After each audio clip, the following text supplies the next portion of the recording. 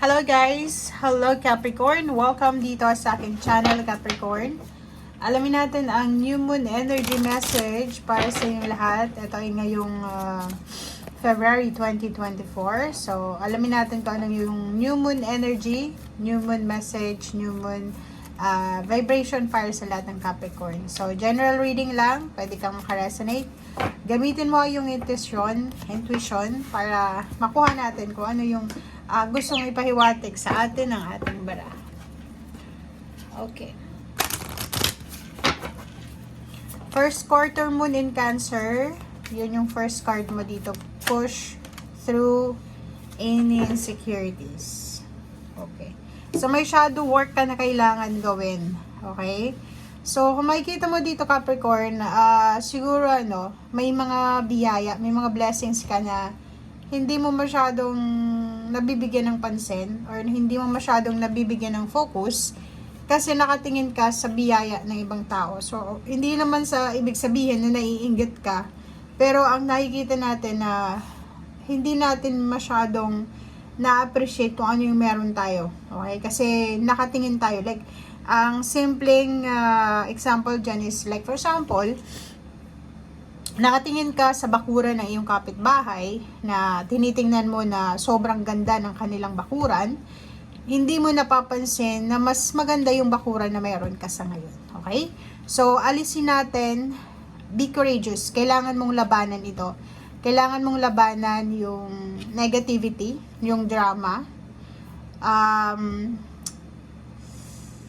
Kailangan nating tanggapin yung katotohanan. Shadow work siya eh. Kailangan mong alisin yung mga lungkot na nararamdaman mo. Kasi kung makikita mo, ang dalawang barahang to is similar sila, magkapareho sila ng baraha. So, ibig sabihin, nag-iisa ka sa isang sulok or parang nagmumuni-muni, nagsi-self-pity, yung parang feeling mo, ikaw na yung pinaka-list or pinaka-mahirap sa lahat ng tao dito sa mundo. Ikaw na yung pinaka-mababa, parang ganun ang tingin mo sa sarili mo. So, nasa ganito kang sitwasyon na kailangan nating trabahuhin yung ating mga kalungkutan. Kailangan nating umalis, kailangan natin mag-decide, kailangan natin na gumawa ng paraan, gumawa ng dahilan para mabago kung ano yung nasa sa isip natin, Capricorn. Okay? Ang first card mo na ito is kailangan mo ng parang kalinga or kailangan mo ng protections or assurance. So, posibleng may mga kakilala ka na may mga trabaho sila, kumikita, samantalang ikaw is nasa bahay lang, siguro unemployed ka or estudyante, or siguro kailangan mong tumigil sa pagtatrabaho kasi may mas importante kang i-focus.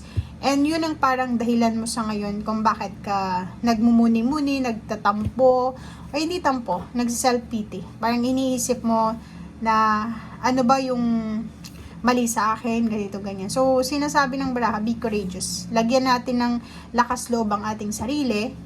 And yun, trabahuin natin, alisin natin, hanapin natin kung ano yung pwedeng magbigay sa atin ng assurance, ng kasayahan. Hanapin natin yung parang daan, palabas dito sa kalungkutan. Kasi may nararamdaman kayong lungkot, may nararamdaman kayong paghihinayang, may nararamdaman kayong pagsisisi, parang ganon. So, and uncertainty, yun din. Yung parang hindi kayo sigurado sa kung ano yung darating.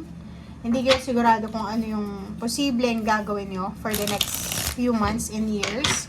Hindi nyo alam kung ano yung papasok sa buhay mo. Parang ganon. So, Six of Cups. Nakikita ko sir dito na parang may Capricorn dito na gusto nyong balikan yung mga magagandang pangyayari sa nakaraan. For example, kung dati ay nakatira ka sa Pilipinas, tapos nasa ibang bansa ka ngayon, yung mga nasa ibang bansa, kumikita sila ng malaki, but may mga pagkakataon na naho-homesick sila. 'Di ba? Parang may mga occasion sa Pilipinas na hindi nila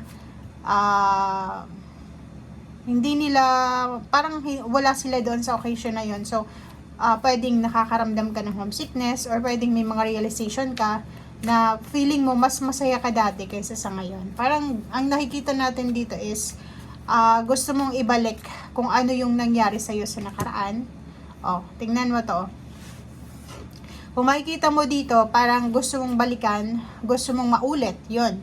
Gusto mong balikan, gusto mong ulitin kung ano yung nangyari sa nakaraan. Parang feeling mo, naging mas masaya yung buhay mo dati kaysa sa ngayon. Okay? So, ang wini-wish mo ngayon is yung sana matapos na itong kalungkutan na nararamdaman mo, or sana matapos na itong mga shadow moments sa buhay mo para makapagsaya, makapag-celebrate ka. So, parang ganun. Capricorn. So, ito ay new moon energy. So, puro emotion tong mararamdaman nyo. Diba? So, yun. Lovers. Nakikita natin dito, guys, na siguro, meron kayong mga pinoproblema sa inyong relationship. Or siguro, may mga issues kayo ng karelasyon mo. Or may mga issues kayo ng family members mo na kailangan nyo nang tapusin. Tingnan nyo to. May lovers dito and 6 of swords and death card. So, sinasabi ng baraha sa'yo dito na may issues, negative, or unhealthy na mga relationship, connection, attachment na meron ka, lalo na sa relationship, na kailangan mo na daw natapusin. So, if ever na hindi ka masaya, like feeling mo, nung single ka, mas masaya ka kaysa ngayon na may karelasyon ka, or nung ikaw ay nag-asawa, bigla kang naging malungkot, parang ganun. So, dito sa barahang to, it's a decision making siya na sinasabi na kailangan mong mag-decide para sa'yo. 'Di ba? So, sinasabi ng barahan na nasa sitwasyon ka na hindi mo sigurado. So, kailangan mong gumawa ng paraan para makaalis ka dyan. Para tapusin, para umalis, para makuwala, para makalaya sa isang sitwasyon na hindi mo nagusto. Okay. So, kung makikita mo dito, it's either relationship siya or it's either trabaho. So, sinasabi ng baraha na may mga in a relationship ditong hindi na sila masaya sa kasalukuyan nilang karelasyon. May mga nagtatrabaho din dito na hindi din sila masaya sa kasalukuyan nilang trabaho or sa kanilang posisyon or sa kanilang lugar na pinagtatrabahuan. So, ang sinasabi sa'yo ng baraha dito, contentment, guys. Okay? Capricorn, contentment. Kasi, kung paiiralin mo yung, kung ano lang yung gusto mo sa ngayon, wala ka talagang makukuhang contentment. Lahat ng butas ng kasamaan, kalungkutan, makikita mo yon. Pero pag may contentment ka sa puso mo, kahit walang pera, kahit nag-aaway kayo ng karelasyon mo, kahit sobrang hirap ng buhay, hindi mo makikita yung sadness, hindi mo makikita yung parang lack or emptiness, parang ganun. So, dito sa barahang ito, parang sinasabihan ka ng baraha na kailangan mong makaalis na sa mga unwanted expectation na yan or mga sobrang napakataas na expectation sa buhay. Medyo bawasan mo daw kasi itong 10 of swords na daw is parang self-inflicted na restriction sa buhay mo. Parang gusto mong makaalis sa kalungkutan or sa sadness or sa paghihirap na ikaw mismo yung gumawa. Parang ganun. So, wala tayong dapat sisihin dito. Ang magagawa mo lang sa ngayon is acceptance. Acceptance, tingnan mo dito. Courage and truth. Tanggapin natin yung katotohanan. If hindi ka na masaya, go. If masaya ka pa, stay. And trabahuin mo daw. Yun yung sinasabi. Shadow work din to. Trabahuin mo yung kalungkutan mo, trabahuin mo yung success mo. Yun ang sinasabi ng baraha. And relationship din, sinasabi na kahit saan tayo pumuntang relasyon, kahit kanino tayo makipagrelasyon, kung mismo sa sarili natin, may emptiness tayo, hindi tayo magiging masaya. So, kailangan mo daw na alamin sa sarili mo, mahalin mo muna yung sarili mo bago ka magmahal ng ibang tao. 'Di ba? Kasi, pag mahal mo yung sarili mo, pag nagkaroon ka ng relationship, wala kang hahanapin sa karelasyon mo kasi alam mo yung worth mo. 'Di ba? So, if ever din sa work, ganun din eh. Pag alam mo sa trabaho, hindi mo alam yung trabaho, huwag kang papasok sa trabaho yan.